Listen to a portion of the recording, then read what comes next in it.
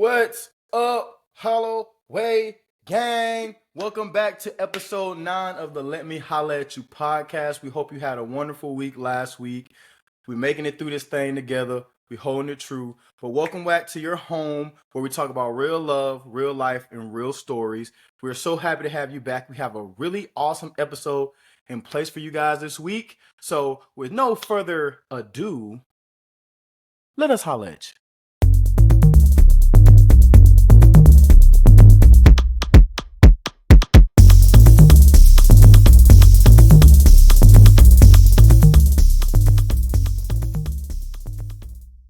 Welcome back again, guys. We're so excited to have you here. And if you're new, thank you for coming. But if you're not and you're, an oldie, thanks for being here again. Yes. And as you guys know, we are starting off this episode with a story. This week, I was scrolling through Reddit, and I found a story that I just had to share. We did get a write-in or two, but I want to wait till the next episodes to share those because I think they fit a little bit better. So they are coming. We did not forget you. We have them. It's in our DMs. We got you. Yes. But this week, this one kind of pertains to this week's episode. So we're going to go ahead and just kick us off with our Reddit story. Let's go. So this Reddit story comes from the Am I the Asshole thread. It is titled, Am I the Asshole for Asking My Boyfriend to Leave for one night so I can host Galentine's? I, 27 female, have been living with my boyfriend, 28 male, in a small trailer in the South for the past 2 years. We've made it our home, but as you can imagine, space is very limited. This weekend, I'm hosting a Galentine's night with my closest friends. It's something I've been looking forward to, and I just want a comfortable, stress-free environment to relax and have fun with my girls. The issue? My boyfriend doesn't really have a place to stay for the night, and he's really upset that I'm asking him to leave. He doesn't have a lot of close friends. His one best friend can't host him. His parents live nearby, but his pride won't let him stay there. One of my friends offered to host him at her place since she lives with her partner, but he said he wouldn't feel comfortable staying with people he doesn't know well. So his solution is to stay home, but just hang out in another room. If we lived in a bigger house with more space, or at least thicker walls, this probably wouldn't even be a discussion. But our trailer is small, the walls are thin, and while I'm not saying I'm going to talk shit, I definitely wouldn't be able to fully relax and enjoy myself knowing he's right there. It would just change the vibe of the night, especially because a couple of the girls will be staying over too. He's really upset because, in his words, this is my home too. And I do get that. But I feel like asking for just one night so I can have my space with my girls isn't unreasonable, especially when he does have options, even if they're not ideal for him. Am I the asshole? Now, there is an edit. A few things to clarify. She said, 1, I own the trailer and he moved in with me. 2, I love hosting and I finally got renovations done and enough seating to actually have people over. 3, in the 2 years we've lived together, I haven't hosted my friends once while he's invited whoever he wants to. So I really want to host this at my place and make it special. 4, this request was discussed at the beginning of February. It's just taken all month for me to be able to fund for this party. And also because I'm a stay-at-home mom and my friends are moms, so life got in the way as well. I know it's almost March. And 5, I would always ask if he wants to leave whenever he has invited his friends over. And if he said that I don't have to, then I would leave for the day anyways, just to give him and the friends whatever space they wanted. I would never kick him out just whenever I wanted, just because it's my trailer. So again, am I the asshole for essentially kicking him out for the night? Do you want to go first or do you want me to go first? I mean, if you want, I can go. Mine's short and sweet. My first thing is he lives there. What are you kicking him out for? Mm-hmm. And 2, I love hosting too, but you also have to know that there's like a place for that. You know what I'm saying? Like you have to have space and you have to have the resources to be able to host. Right. And if you don't have that, then go host somewhere else. Nothing is saying you can't do a Galentine's like outside at a park for like a picnic or something, or you can't go do it somewhere else. Mm-hmm. And also at the same time too, I get that you're wanting him to leave, but I don't really like how she said, like, it's not like, I'm not saying I'm going to talk crap. Like, you're kind of actually, you saying that means you really might and you want to. So I'm like, why are you even, I don't know. There's a lot of things wrong with this for me. Like, yeah. I think that's the problem is because I don't have Galentine's or girls' nights to talk crap about my husband. or even when we were just boyfriend and girlfriend or fiance, you know what I'm saying? Like, I didn't go and hang out with my girls to talk crap about him. Like, that doesn't make sense to me. So I'm like, one, why are you guys even together if you're thinking that I'm not saying I'm going to talk crap, but like, no one brought that up. So you bringing that up tells me you're going to talk crap and you feel like you can't speak freely. It's like, again, why don't you think you can speak freely? Like, you know what I'm saying? The walls are thin, whatever, but it's like, he knows what's going on. If he's really like, you know, your partner, whatever, he's just going to literally go camp out into the room, pretend he doesn't exist and whatever. But I will say my thing too is, can he just not go out and get some drinks or something or go out to eat somewhere? But at the same time, if you're wanting to kick him out for the whole night, like, girl, he lives there. Yeah. So if you don't like the situation, sorry, girl, you're in a trailer. It is what it is. Like, he lives there. You really can't tell him no, especially if you guys are splitting bills or something. You know what I'm saying? Like, you might own the trailer, but if he's splitting the bills and living with you and that was an agreement you guys made, that's an oral contract. Business School 101. So you can't just kick him out of where he lives. Right. But that's all. Okay, I think my two biggest things is, one, was it not ever an option or an idea to host the Galentine's like you wanted to, but just host it at one of your friends' homes who maybe have more space, more freedom to do so. That way, your boyfriend didn't feel like he was getting put out of his own home in that day. And then, like, my other fact is, you bringing up at all that it was your place first just shows kind of where your head is at. I feel like that shouldn't be an ideal to consider for that decision at all anyway when you guys live together. So obviously you hosting that party, them being there, should have been a decision that you guys made together, especially being roommates and live for as long as you have, you know. I do understand wanting to have your space and wanting to maybe have a night where it's just you and your friends. So she's not an asshole for the idea behind the Galentine's, but she is an asshole for not considering her partner's like feelings and all of it and considering like his relocation. Now, I mean, mind you, dude could just go stay with his parents. I mean, it's one night. I mean, I understand not wanting to go back home and your pride or whatever. And they could have had some big falling out. I was about to say, and there's a reason he's not comfortable going back to his parents' house. So, like, yeah, you say it's his pride, but it's like, obviously, whatever happened, even if you think it's minuscule, it's not to him. Right. So I just think there's just a little bit of, you're just being inconsiderate of his feelings because you really just want to have your Galentine's, which is fine. But I mean, he literally offered to shut himself in a room and literally be unpresent while you're having your Galentine's. And he never, it sounds like she said that, like, you know, even if he asked me to, like, I wouldn't, or like if he didn't ask me to, I would leave so that way he could have his time. It's like, you're doing that, yes, but he never asked you to leave. Yeah, so, he never asked you to leave. You're putting that own pressure on yourself to leave and make it whatever. You know what I'm saying? Yeah. It's like, you can still have your friends over. What's the problem with him being there? You know what I mean? Right. It's like, if that's the issue, like, you don't want him there because he might not get along, or like, you just, again, want to talk crap about him or something. Like, you know what I'm saying? Like, it's like, if you're not comfortable with that, then just go somewhere else. Yeah. You know what I'm saying? That's all I'm saying. It's like, you literally live with someone. Even if you like, you had a roommate, even if it wasn't a significant other, you had a roommate. If you're going to have people over in a party and it's like in shared spaces, not in your specific room, which most times you host, you're not going to be in your room. Right. Like, you would still have to run that by them. You know what I mean? So, and if they don't want to leave or don't want it to happen, you can't really be mad at it because that's also their place too. 100%. So, yeah, overall, I think she is kind of being an asshole. Yeah. Yeah, overall, it looks like most people are saying she's the asshole. There's not a specific vote on it yet because it is actually very new. It was posted like, 5 days ago, I think, or something like that. Okay, so, yeah, very new. If we do get an update or something, we'll let you guys know. But it looks like, from what I've seen in the comments, majority is saying she's the asshole. Yeah, so. You can't force your live-in partner to leave just because you want them to. Like, that's just not fair. Exactly. And that being said, we're going to go ahead and roll into today's episode. Let's go. We have been doing our Love is Blind recaps, and yes, we did have a new drop. However, we wanted to go ahead and kind of do like a little bit of a split right here and kind of do just another episode, give you guys a break from our Love is Blind commentary.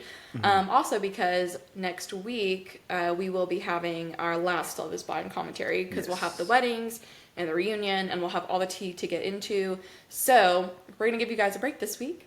Yes. But that being said too, I'm really excited for this episode because this episode's idea was brought to you by one of our listeners. Ooh, so we had a listener. Yeah, we had a listener write in and was like, I would love to like see an episode or hear an episode of you guys doing, you know, this, and that. So that idea is, or the concept was about living together, moving in together, and, you know, what kind of like awkward fights or conversations it could bring up. Yes. So, that being said, we did kind of brainstorm a little bit, just kind of common things that I think a lot of people run into.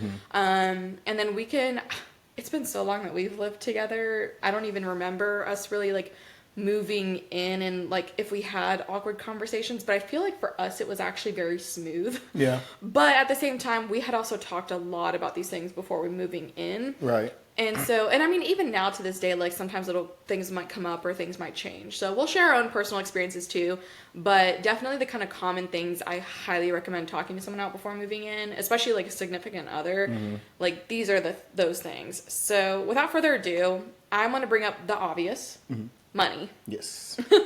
Money is one of those big relationship topic in general. Yes, that's a big relationship topic. I feel like in every part of a relationship and every aspect of it, we could have an episode on every single one. Like, yeah, because money is a big thing, you know. And I hate to say it, but money makes the world go around. I don't agree with it necessarily, but like, in the fact of the matter, like, money moves a lot, you know. Yeah. So, and that is a big sore subject for people. I feel like, in general, that also causes, I mean, even divorces, like there's probably like 30% or so. It's actually a very high percentage last time I checked that divorces are literally from financials. Yeah. So my thing is like if you're going to move in together, to kind of try and avoid the awkward conversations or the like big fights on it, discuss ahead of time. Like depending on how long you guys have been together, hopefully at this point you've maybe talked about kind of at least generally what you're making.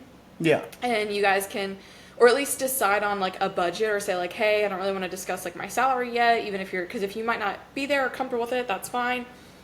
But at least discuss a budget. You know what I mean? Like, this is how much I want to be able to spend and this and that per month. Like, that's a big thing, is budgeting. And then lifestyle, I think, comes into it a lot too, because a lot of people, like, there's just different ways that they do things. Like, are you one that eats out or gets takeout or DoorDash all the time, or shout out DoorDash, or, you know, are you someone that cooks at home all the time? And where do you allocate your money? Are you someone that likes to go out and do things a lot, or are you more of a homebody? Like, those kind of activities and kind of like almost the lifestyle that your partner has. If you don't really know that to that depth of like, okay, what do they really do when they go home? That could cause an argument just because you're allocating money differently. Yeah. But I think a good tip just from me would be like, start off splitting. Like, I don't know your situations. I don't know what you guys are doing, but like, one of the best things I think you can do, especially going into a living arrangement, is just split 50-50, like everything. Like if you're going to go grocery shopping, go together, or you get your groceries, they get theirs, like as almost like a roommate situation. And you split the rent, or you split if you're buying a house, split the, you know, cost of the mortgage. Like I would split everything, and then obviously maybe kind of discuss like how you want to allocate expenses and whatnot. Yeah. And I think when you get to actually like marriage and combining in your lives and actually becoming like officially a family legally on paper, and you can like have joint accounts and things like that, like that's when you can really get more deep into it. But for now, split everything just 50-50, have your separate accounts, like, you know what I mean? Like I think that's the easiest. My two biggest points on all of these that I feel like these can apply to all of these is awareness and adaptation. Those 2 points are very, very important, especially when living with somebody or doing anything with anybody. I think awareness and adaptation. So awareness in, again, we've talked about dating on this show before. When you're dating somebody, you can pay attention to how they dress, how they carry themselves. You've probably been to their place a couple times. Right. How are things normally presented? Now, keeping in mind on that awareness that people will not show you their norm, especially when you're coming up. Like, they know you're coming, I'm going to clean. Like, I'm not going to have my mess here. Well, I can't speak for everybody. I've definitely heard some stories where people don't went to some people's houses. We even shared some on ours. It was just a mess. But again, that is, again, being aware of those situations. So that way you're not surprised when, you're a little bit more... You're a little bit more like, you know... Dirty. No, but... Dirty. Yeah, I was trying to find a nice way to say it. You're a little bit dirtier than I thought. Messier. Or you're a little bit more uppity than I thought. Or like you care more about materialistic things than I originally realized. Yeah. But you notice these things. If you're paying attention to the person you're getting to know, the name brands that they have on, what products do they typically use? Are they a dupe person when it comes to perfumes, or do they got all the Kim K and Ariana Grande? Are they buying these name brand? Like these are things that you can notice without having conversations with the person yet, that can kind of put into your mind what it would be like to live with them. Right. Also your interactions, right? Like when you're out in public, certain conversations, or are you okay with saying certain things out in public that normally you wouldn't be okay? Because that also could be a glimpse into how, you know what I'm saying, they may live at home, you know, versus how you may live. If you're less forthcoming about certain details and you hold things close to your chest, so imagine how you would live at home. You're very private. Yeah. You want certain things are not in public eye. You don't want certain things to be. You don't want people to know certain things. So of course, if you live with somebody that's very forthcoming and y'all move in together, they may share certain details about how you guys live in your living situation that you may not want to be shared. And that's my biggest thing on awareness. Just paying attention to those signs so that you're not surprised when meeting somebody. And there's less of a chance of you guys having a big falling out or there being a big riff or tiff that cause you to grow apart. And then without going too in depth, the adaptation part of that is, are these things that I can work around? Are these things that I can put up with or deal with? And if we can compromise. And if so, what does me adapting to that look like? Right. And is that something that I feel like I can do over time, or is this going to drive me insane? If it's something that's going to drive you insane, that to me is a topic point. We need to talk about this and we need to iron this out because it's going to drive me crazy. Right. I understand. You could literally get, break up or get divorced down the line because that one thing. 100%. So paying attention to details, I think is very, very important, especially living with someone. And then as far as, and that goes into the money as well. Like if you look at their lifestyle and you were being very, very aware, relating it back to our first point, then you know kind of what the money situation looks like. When you go out, has there ever been at least one moment where your girl reached for her wallet to pay or offered to pay? Or if it was something small, she was like, let me get that, or let's go get ice cream. Since it was my idea, I'll treat. Even if you as a gentleman is like, no, I got this. You know what I'm saying? We're out together. Has she ever, I want to take it. Has she at least offered? That lets you know if she's willing to split. Or has she even bought you maybe something like a nice gift or something? Like if she knows that you're always going to pay, she now kind of knows not to bring out her wallet. It's like, did she at least try and like maybe get you things here and there, or like get you nice gifts when it comes to your birthday or Christmas, or treat you a little bit on vacation or something? Like, yeah, I agree with that a lot. Like you have to notice habits. Yes. And when she has ideas for things, are they super extravagant ideas, or are they small things? Like, or are there a good mix of things? You know, like those, again, that's being aware of the person that you're with and things that could potentially come up with living together. Another point I want to make, and then I'll move on so we can get to the next one, is if you're somebody who lives on your own and your particular partner is currently living with their parents or their family members or something like that, or roommate or something, that is something to, I think, really, really take into account, because there's certain things that they may not have to do in that living situation 100%. Or be accustomed to doing because it's split a different way amongst that, you know what I'm saying, household and that partnership.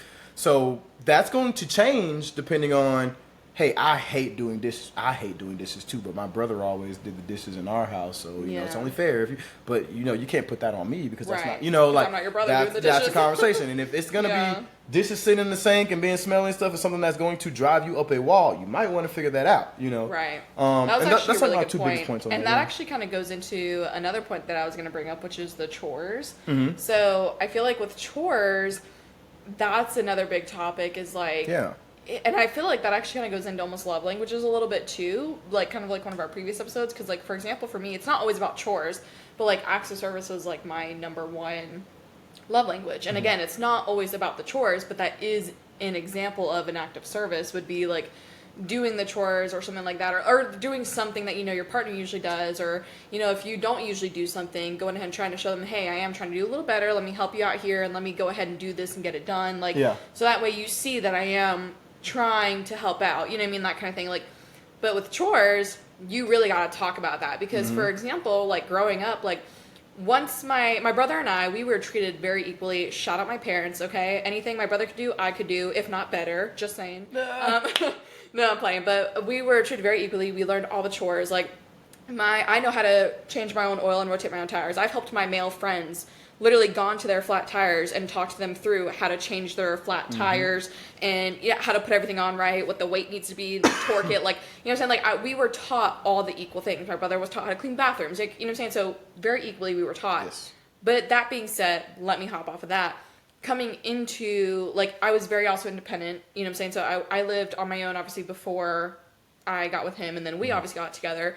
And so, like, I didn't go from my family to living with him. I went from my family to living on my own. I did have roommates, but I also had roommates I didn't know right away. So it's not like I was living with someone that I knew how they already worked too. Like, I really was living on my own. So, that being said, getting a partner, though, it's like when we got older, my brother and I, we started trading off things. Like, so there's things that he didn't like to do, but I liked to do. Like, or I didn't mind doing, I should say, because who likes doing chores? But so, for example, cleaning bathrooms was not his thing. Yeah. And honestly, for me, I hated mowing the lawn. Like, so that was our thing, is he would mow the lawn, I would clean the bathroom. Like, that was our weekly kind of like... I love cutting the grass, so it worked out. Yeah, it actually did work out great, yeah. But you know what I'm saying? Like, that was like our trade-off. And so I feel like if you have trade-offs like that, they work really well in relationships. But at the same time, if you guys really just both hate chores, you don't really have any good trade-offs or ones that really align very well, that are at least consistent enough, or kind of, and I hate to say like on an even playing field, but really on an even playing field to make someone feel like they're not doing everything kind of thing, you're going to have to split them, and you're just going to have to both just get them done and move on. Like, even the other night, like, we both hate dishes. Both hate dishes. Okay, that's one thing about us. We hate doing the dishes, and we both hate folding laundry. We'll put it in, we'll move it to the dryer, we'll take it out of the dryer. We hate folding it. So I don't mind folding. I'm one that I'll put it off. Yeah, so you hate folding anyway. But when it comes down to doing it, I'll do it. But it's not like one of those I things will where, too, but you don't want to do it. Immediately want to do it. Exactly, that's my point. So we put off that, and we're not bad about the dishes because we like to have a clean kitchen, but we both hate doing them actually, or not hate. We really, really dislike doing them though. So for the other night, for example, we went ahead and tag team him. I asked him to go ahead and start putting like the old dishes away, and then I started on the dishes, and then when I was tired or done or just over it, or like halfway through because of the way done, since he put them away, he could finish the rest. Like that kind of like tag team almost makes it feel like it's not like all at once. Yeah. But you definitely need to iron out chores ahead of time. Like, and also too, there are a lot of men still to this day that are like not providers, but they expect you to split everything 50-50, but still be a whole wife. To be the one that cleans the house and cooks and cleans, and like, that's not how it works, honey. Like, you know what I'm saying? Like, that's just not the world you're in. Like, you want me to split the bills, and you want me to go to work, 9 to 5 or whatever too, and still work out with you, and spend quality time with you and all this other stuff. Yet you want me to do all the cooking and cleaning and stuff because I'm a woman? Like, no. So, check yourself before you wreck yourself. And that goes to a relationship and in chores. But that's all I had to say. I kind of went on a little bit, but I feel like that was kind of, that's all. That's honestly, there's only so much you can say about doing it. You gotta split it. That's the reason. There's a reason why I use the term partner instead of girlfriend or wife. Like, it should be a partnership in all things. Like, anything that we can split and do together, we can do it together. That's the point of making you my life partner. Right. Now, the next one, if you're good on chores, right? Yeah. Okay, perfect. Go ahead and move it along. I had a couple, we had a couple bullet points that we wanted to hit for you guys, but I think this one is actually not talked about enough. So kind of veering into that one, quality time and spending time apart. So I feel like in general, and I put this earlier because I had a thought, right? I had a thought.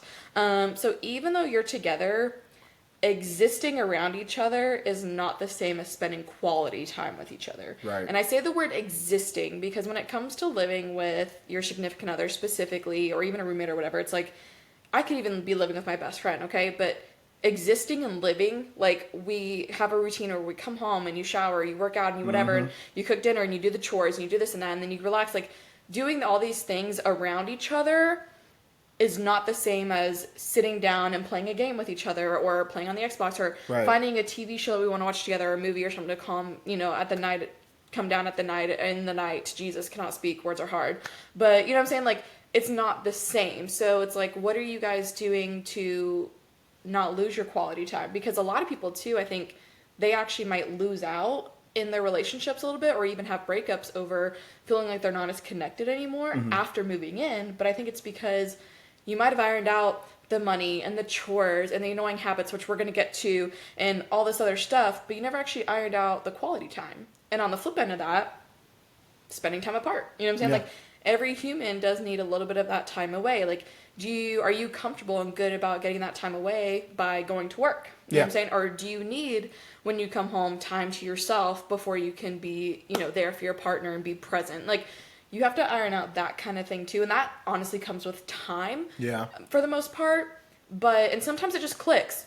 Other times you have to work on it. And so, and I mean, even for us, for the most part it clicked, but there were times that we both kind of just needed different things, or, you know, either you needed more time apart or I did, or I needed more quality time or you did. And you know what I'm saying? There's always like a little bit of a push and pull in a relationship anyway. Yeah. And so just remember though that existing around each other, even though it's in the same place, does not mean you're spending quality time with each other.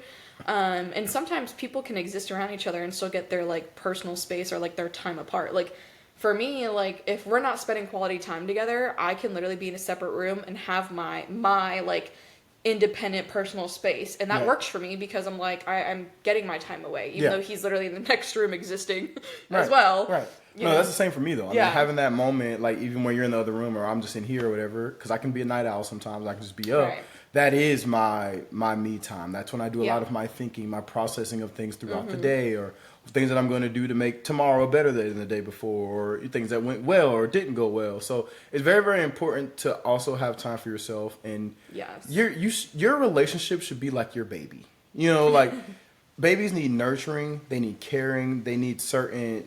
They have to have food, clothes, and be cleaned, and like to survive. And it's the same thing with your relationship. It needs to have growth. There needs to be space to breathe individually because you want to keep growing as an individual.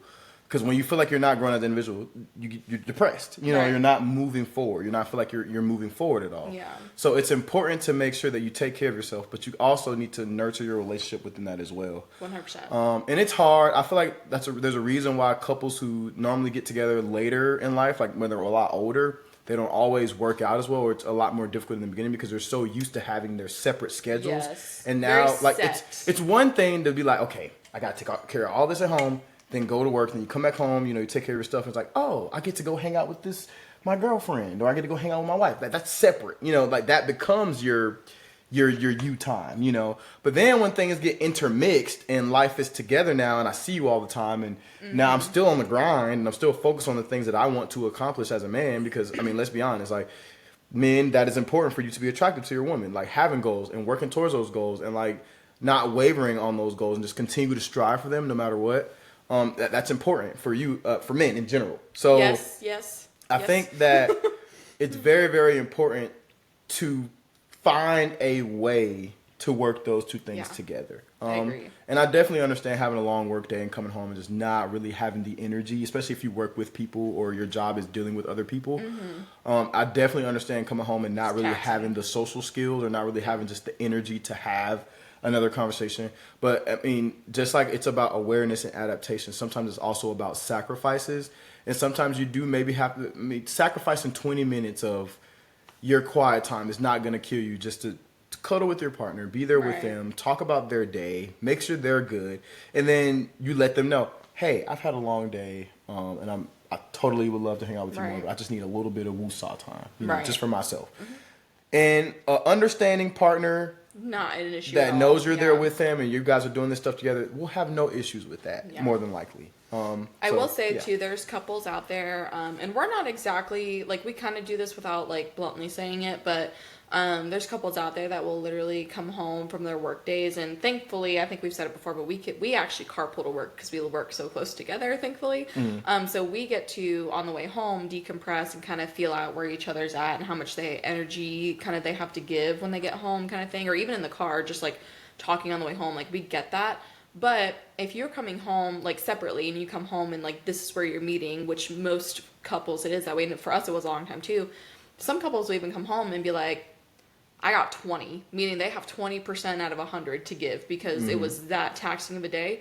But that doesn't mean that they only have 20% to give you. It means they only have 20% in total, and they're going to give you the full 20%. Yeah. Or they'll give you 19 of that 20 and have the 1% to themselves. But and then the other can come home and be like, hey, I'm at 60, or the other, you could really come home after great. I'm at 95. What you want to do? You know what I mean? Right. Like, but having that like literal, blunt conversation of, I've got it, I don't got it, I've got a little bit, I got a lot of it. You know what I'm saying? Like that kind of thing is, I think, very helpful. It's like, don't be afraid to literally just bluntly communicate where you're at. Yes, and every once in a while, and this will be my last point, it is okay to empty the tank for somebody that you care about. I only got $10 worth of gas left in my tank, but I'm going to give you all 10 because you're worth and you're deserving of that 10. That's So nice. You're deserving of more than that. But if I've used up all 90% of the gas that I have inside of me, that 10% is totally yours. And like, I will give it all to you and I will let you know when it's gone, I love that though. No, that's really cute. That's actually really sweet. It's a riddle. I mean, I get it though. Yeah, I'm with you there. So I love it. Okay, so next one is, and this isn't even like super hard, is like annoying habits. Everyone has something that is just like an ick or a tick or something that bothers them. Toilet seats being up, hair in the shower, sleeping and being a snorer or sleepwalker or talker. Like sleeping habits, that's actually like a whole nother topic actually that we could get into. You guys need to talk about that. Like if you know you're a sleepwalker or you sleep talk or you're a big snorer or let them know that. You need to have a bed that's super firm and your partner needs one that's super like bouncy or something. In the middle of the night. But yeah, you know what I'm saying? Like you got to talk about those things. Like I'm not a big sleep talker, and I don't want to get into my own personal habits too much, but I do know that I do sleep talk sometimes. But I did warn him about that before, like, we shared a bed. Like, I mean, like, shared a space. Because I'm like, I know this, I know that I can or whatever. So if you hear me and I'm not responding to you directly, I'm probably sleep talking, you know what I mean? Like, especially when I'm really tired. So I'm like, I'm really just gone. But anyway, that could be something like some people are like really light sleepers. And if you're a snorer, like, and you can't control it or fix it or anything, they literally cannot sleep. And then they're going to die because a human needs sleep. Like, I hate to be that dramatic, but you know what I'm saying? Like, those things might not work out. Or you literally have to have separate rooms or something or earplugs or, you know what I'm saying? Like, people do a lot. But talk about that. But back to the annoying habits, because that's kind of where it fell into. Yeah. Like, or even personal grooming. That's a big one. Like, if you have, like, nail clippings left out or, like, beards, because, like, men, they will shave, and he's great at this, so I don't have this problem. I know, I'm lucky. But he cleans up after himself, so... I don't know what you were going to say. Oh, no, it was a good thing. That's why I said I'm lucky. Because I was like, I don't have this issue. I was like, where's she going with this? Yeah, no, but sometimes I'll be cleans missing, up. I get a little couple here, I'm like, damn, I gotta go. Well, I mean, yeah, but I mean, like, you know what I'm saying? He cleans up after himself, you know what I'm saying? So you have to talk about those things, though, if they really, really bother you and just, like, work with it. I'm not gonna lie, I wasn't, like, a super big stickler on the toilet seat, but then I realized I kind of was a little bit because I don't know why, but something about a toilet seat being up is just gross to me. So I'm like, just put it down. Like, and if anything, if a toilet has a lid, which most toilets do, put the lid down, too. Like, I'm very sanitary when it comes to that. So if anything, I'm like a big, just put all of it, close it when you're done with it. And I will say, too, that was a new thing for me because I am a mother's boy. Shout out to Mom, I love you so much. I am a mother's boy. And so growing up, she was the only woman in her house. It was 3 brothers, my dad, and then my mom. So a lot of the time, us as the men, and great for my father for teaching us this, we would sacrifice to make sure my mom's comfortable. Yeah. Because guys, I mean, let's be honest, we could live in a pigsty, and if you're comfortable with that, depending on your personality, like you're all right. You know, like guys can be a little gross. Girls or women are a little bit more particular about the environment that they're in. Some of them, Yeah. And so my mom definitely was. So there were certain things we had to work around. Now my mom was very, very big about this. We moved a lot growing up, but we always had our own bathroom. Right. So I never had to really think about the concept of leaving the toilet seat down. Now, when I did get old enough and, we moved in together and we started living together, and I'm like, okay, because I was used to, other things, like we took out the trash or we did certain things, to make sure that my mom was good when she came home from work, or like I'd have to pick up a lot of the chores that I guess a lot of young boys wouldn't have to do, their mom would normally do. We did that for our mom because my mom had to work too. So I was okay with adapting to the toilet seat thing. It took me a little bit, like I would forget here and there, but now it's a normalcy for me. Yeah. Like whenever I go to use the bathroom, I put the toilet seat down. Like I always put it down, both of them. Close it, flush, and it actually is more clean for your bathroom because when you flush the toilet with the lid up, I was just about to say that. Like I feel like for me too, it's actually airborne. Like I said, like the toilet seat being up just looks gross to me. So I'm like, it's just unpleasant. Like I don't want to see it. And your toilet gonna look a mess sometimes. So I was like, and even if I had to put it down myself, like honestly, that part wasn't even that bad. I think it's actually more the sanitary and like knowing that you didn't close the lid on the toilet before you flushed. Like, by the way, if you don't close the lids on your toilet, fecal matter and urine, everything, and all those like particles, all the bacteria that just came out of you and it's gross and you don't want, you're literally putting into the air. So, lesson: if you don't close your toilet lids when you flush or before you flush, start doing it. I promise you're gonna love it, because if you have any towels nearby or anything, guess what's getting on your towels? All that bacteria, and you're just bacteria. Yes. Anyway, so that was actually my thing. But yeah, I'm really happy that he, came around on that one for me and compromised on that one. So. Well, I mean, again, I said, being aware and adapting, like, it's okay to change. That's something small. I think some people can be a little bit pig-headed about just not wanting to change their lifestyle or how they do things.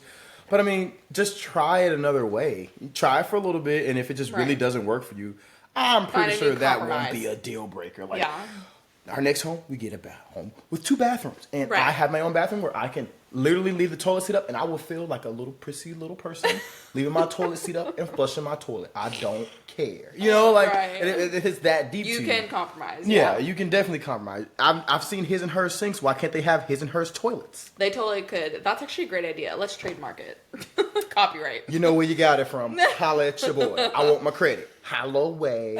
Anyway, holla at me. Anyway, very good.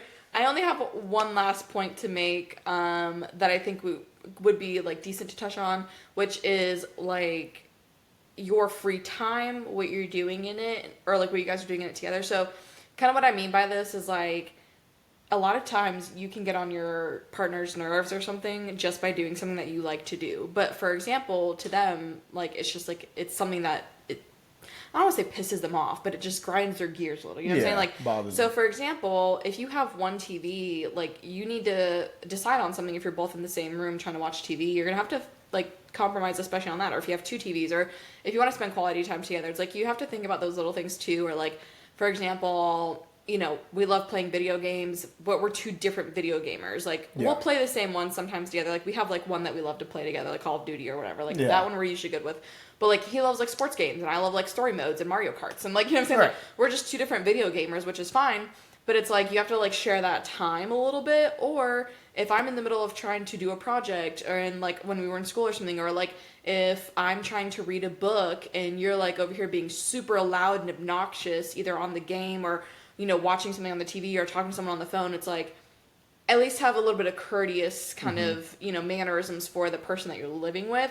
And it's not like you have to completely change, but just be aware of what's going on. You know what I mean? Like, if I'm not having a great day and I just want to shut myself in the room and read, that's totally fine. And honestly, I'm probably not going to hear you. But if you're being so loud and obnoxious while I'm trying to sit in here and just focus and read and relax and whatever, and you're just yelling at the TV and all this other stuff, blah, blah, blah, like, that could be very bothersome to someone. And it goes the same way, around. Like, if you're hogging the TV and playing video games your entire time, or, you're watching something that you want to watch, it's like, you're hogging, you know what I mean? Like, compromise. But that's all I had to say on that. Just be mindful of that. Kind of, feel each other out on that. Very demure and mindful of you.